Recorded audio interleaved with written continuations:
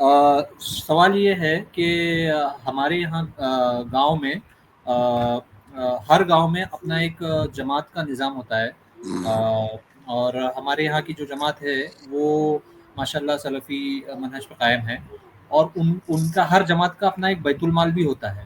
تو ہم بیت المال میں گاؤں کے اکثر افراد بیت المال میں زکوٰۃ جمع کرتے ہیں، تو کیا وہ اور پھر وہ غریبوں کو دیتے رہتے ہیں جیسا بھی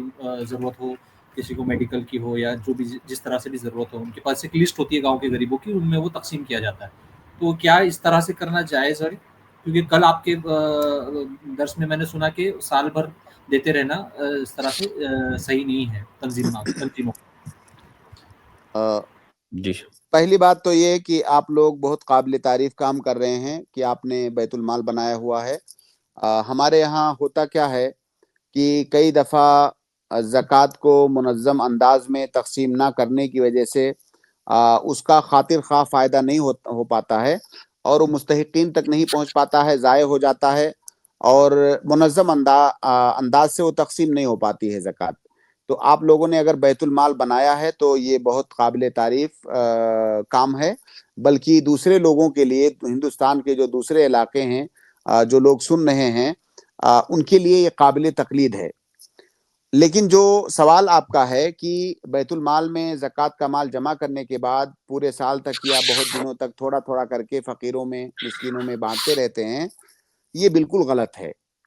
زکوٰۃ کا مال جیسے ہی آپ کے پاس آیا، اقرب وقت میں زکوٰۃ کے اس مال کو آپ کو مستحقین تک پہنچا دینا ہے۔ دوسری بات، آپ کو زکوٰۃ کے مال کو اسی شکل میں پہنچانا ہے جس شکل میں وہ مال آپ کے پاس آیا ہے۔ آپ اس سے راشن کٹ خرید کر کے، کپڑا خرید کر کے، دوائی خرید کر کے، گھر کی ضرورت کے دوسرے سامان خرید کر کے فقراء اور مساکین کو نہیں دے سکتے، کیونکہ وہ فقراء اور مساکین کا مال ہے، وہی فیصلہ کریں گے کہ اسے کیا خریدیں۔ اور میرے خیال سے کل یا ابھی جلد ہی کسی دن میں نے بہت تفصیل سے اس پر بات کی ہے، شاید میری وہی گفتگو آپ نے سنی ہوگی، تو آپ نے وہاں پر جو سنا ہے وہی اس کا صحیح جواب ہے۔ لہٰذا پہلی بات تو یہ کہ جلد از جلد اس کو فقراء اور مساکین تک پہنچائیں۔ دوسری بات یہ کہ جس شکل میں وہ آیا ہے